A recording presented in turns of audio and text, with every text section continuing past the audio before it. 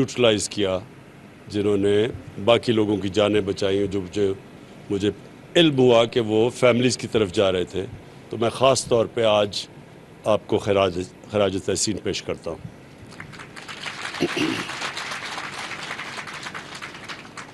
मैं आज ख़ास नोश की इसलिए आया हूँ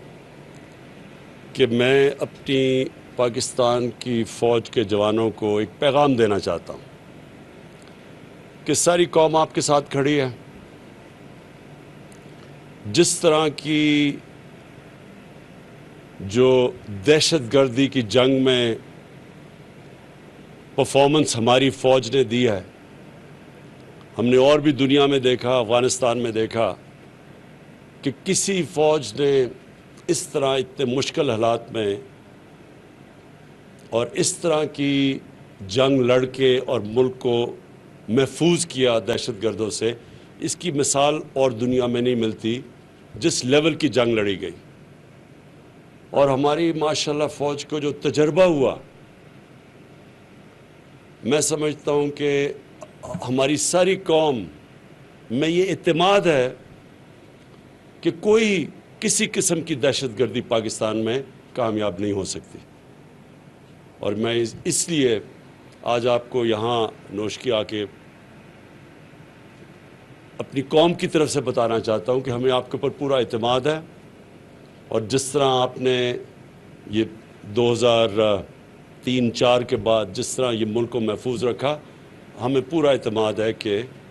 हमारे मुल्क में कोई किसी किस्म की दहशतगर्दी कोई नुकसान नहीं पहुंचा सकती। मैं आज इसलिए भी आया हूं कि अपनी एफसी को मैं आज ये पैगाम दूं कि हमने आपकी और रेंजर्स की तनख्वाहों में 15% हमने अब इजाफ़ा किया।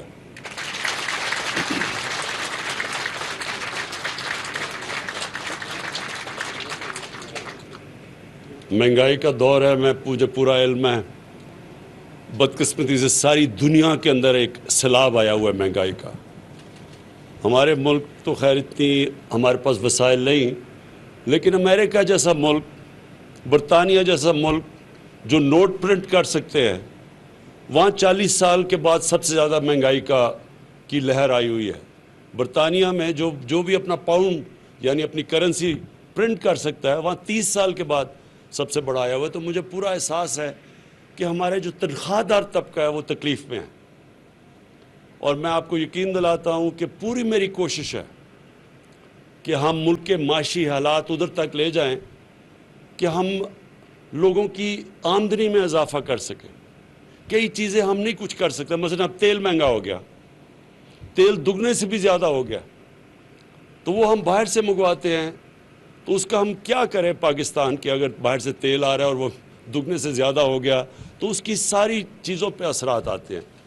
तो मैं इसलिए कहता हूँ कि इंशाल्लाह आपकी हमें जैसे जैसे हमारी आमदनी बढ़ती जाएगी, आपकी और भी हम अपने तनख्वाहदार तबके की और भी तनख्वाहें बढ़ाते जाएंगे।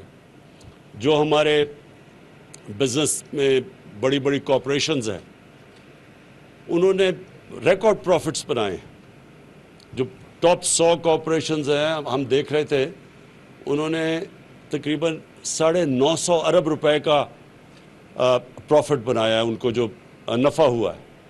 तो उन सब से मैं अब दरख्वास्त कर रहा हूँ कि वो अपने लोगों की, अपने काम करने वाले जो तनख्वाहें लेते हैं, सबकी तनख्वाहें बढ़ाएं। दूसरी चीज़, मैं यहाँ चीफ मिनिस्टर बलूचिस्तान बैठे हैं, मैं इनको अश्योर करना चाहता हूँ कि कोई भी पाकिस्तान की जो डेमोक्रेटिक गवर्नमेंट आई है, मुझे एहसास है कि थोड़े से फेजेस में कई दफ़ा मिलिट्री गवर्नमेंट ने बलूचिस्तान में ज़्यादा काम किया,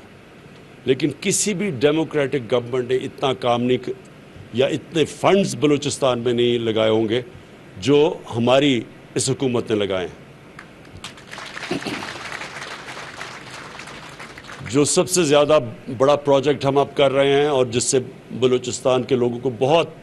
फ़ायदा होगा, जो फेडरल गवर्नमेंट का प्रोजेक्ट है, वो चमन से लेके कोयटा और कराची का एक पूरा हाईवे बना रहे हैं, जिसकी हमने पैसे भी एलोकेट कर दिए हैं। और इंशाल्लाह اس سے بلوچستان کے لوگوں کو بہت فائدہ ہوگا۔ بڑا صوبہ ہے، بڑے بڑے فاصلے ہیں،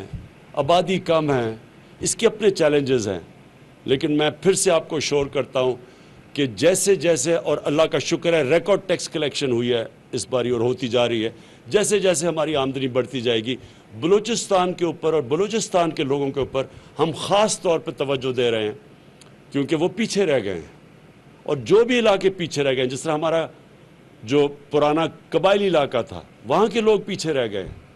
ان کے لیے بھی ہم پوری کوشش کر رہے ہیں کہ ہماری فنڈنگ جو ہو وہ سارے ان علاقوں پہ جائے، جس طرح گلگت بلتستان ہے وہ پیچھے رہ گیا۔ ان سارے علاقوں کے اوپر ہماری کوشش ہے کہ جیسے جیسے ہماری آمدنی بڑھتی جائے گی ہم ان علاقوں کے اوپر پوری توجہ دیں گے۔ میں آخر میں اپنی قوم کو ایک پیغام دینا چاہتا ہوں، ادھر آ کے نوش کی آ کے اس لیے کہ پھر ہمیں جو یہ دہشت گردی کا جو یہ واقعہ ہوا،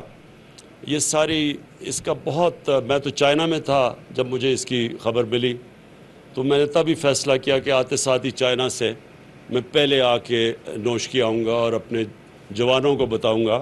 کہ آپ اکیلے نہیں ہیں، آپ کے ساتھ پوری قوم بھی کھڑی ہے، اور قوم یہ اللہ میں ماننے والے لوگ ہیں۔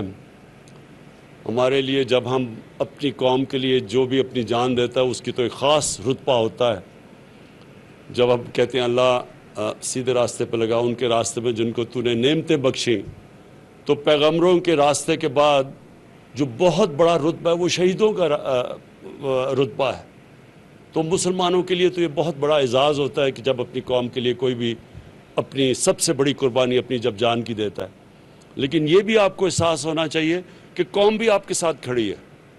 اور سارے لوگوں نے مجھے جب ادھر بھی تھا مجھے میسیجز ایک دم آئیں کہ کس طرح دلیری سے دہشت گردی کا مقابلہ کیا۔ اور میں چیف منسٹر صاحب آپ کو بھی یہ کہنا چاہتا ہوں کہ ہم انشاءاللہ یہاں ڈیولپمنٹ اتنی کر دیں گے بلوچستان میں آنے والے دنوں میں کہ یہ جو لوگ اس کو استعمال کرتے ہیں، اور ہم سب کو پتہ ہے کہ یہ خود نہیں کر رہے، ان کے پیچھے باہر وہ قوتیں ہیں جو چاہتی ہیں کہ پاکستان کے ٹکڑے ہوں، تو یہ پیچھے سے بھی فنڈنگ ہے اس کے لیے۔ تو انشاءاللہ ہم ان کے اپنے بلوچستان کی عوام کے لیے وہ کام کر جائیں گے کہ یہ جو بھی کوشش ان کی جو ہے کہ لوگوں کو اکسائیں اور ان کو حکومت کے خلاف اور اپنی سیکیورٹی فورسز کے خلاف کھڑے کریں، انشاءاللہ وہ کام اتنا ہو جائے گا کہ ان دہشت گردوں کی کوئی بات نہیں سنے گا، نہ ہی یہ جو باہر ہمارے دشمن بیٹھے ہوئے ہیں ملک کے اندر انتشار پھیلانے کے لیے، ان کے لیے بھی کوئی سننے والی ان کی بات نہیں ہوگا۔ میں ابھی چائنا سے آیا اور میں آخری بات کہتا ہوں کہ جو سی پیک ہے، سی پیک کا جو پہلا دور تھا وہ تو سیدھا تھا کنیکٹیوٹی کہ سڑک بنے اور پاور سٹیشنز تھے۔ اب جو ہم ان سے سمجھوتا کر کے آئے ہیں، اور اس طرح پریزیڈنٹ شی نے خود اس کے اوپر پوری طرح ہمیں ایشورٹی دی ہے کہ جو اگلا فیز ہے اس میں سب سے زیادہ بلوچستان کو اب فائدہ ہوگا، کیونکہ اب وہ فیز ہے انڈسٹریلائزیشن کا۔ ملک کی دولت میں اضافہ تب ہوتا ہے جب انڈسٹریلائزیشن ہو۔ ابھی تک پاکستان میں آج سے 50 سال پہلے جو بڑی تیزی سے انڈسٹریلائز ہو رہا تھا پاکستان، بدقسمتی سے وہ پیچھے رہ گئے، ہم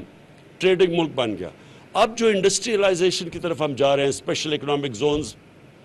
اب یہ جو اگلا فیز سی پیک کا ہے وہ انڈسٹریلائزیشن کا ہے۔ وہ جو دنیا ٹیکنالوجی کی طرف، انفارمیشن ٹیکنالوجی کی طرف تیزی سے آگے جا رہی ہے، اب وہ انفارمیشن ٹیکنالوجی کا ہے۔ اور پھر جو چائنا ہماری پوری مدد کر رہا ہے اب زراعت کے اندر، ایگریکلچر کے اندر، اگر جو پروڈکٹیوٹی یعنی جو وہ پیداوار لیتے ہیں اپنے ملک میں، اگر ہم اب یہ سوچیں کہ وہ 2-3 گنا زیادہ ان کی پیداوار ہوتی ہے، ہم اگر اپنی پیداوار آدھی بھی بڑھا دیں تو آپ یہ سوچیں کہ پاکستان اناج ایکسپورٹ کرنے والا ملک بن جائے گا۔ تو وہ اب ہم اس فیز پہ چلے گئے ہیں کہ وہ اب ہم